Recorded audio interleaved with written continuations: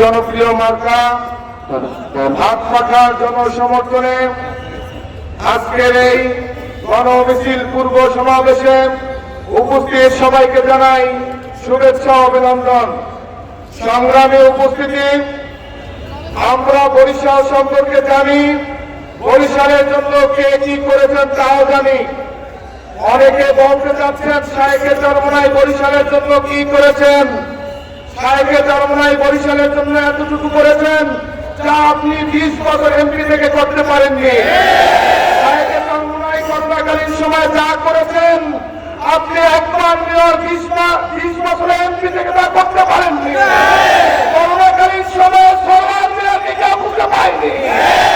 সরকার সাহেব তখন কাছের ঘরে ছিলেন, কিন্তু আমাদের শায়েখে চরমোনাই রাজপথে ছিলেন।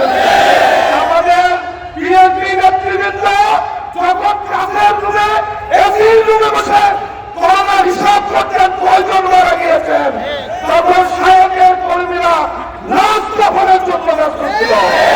তখন নাকি তারা হিসাব করছেন আজকে কি অবস্থা, আজকে সিনেমাগুলোয় কর্মরত মারা গিয়েছেন, তখন শায়েখ নিজে করোনাকালীন মৃত্যুর ব্যক্তিদের জানাজা পড়িয়েছেন।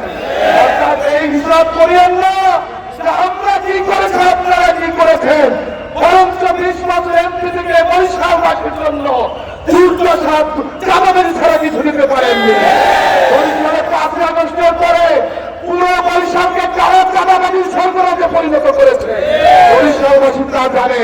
অর্থাৎ আগামী 12 তারিখ চাঁদাবাজদের বিরুদ্ধে বিপ্লব ঘটবে, আগামী 12 তারিখ লুটতরাজদের বিরুদ্ধে বিপ্লব ঘটবে। ইনশাআল্লাহ সেই বিপ্লবে বিজয়ের বেলা আমরাই করবো।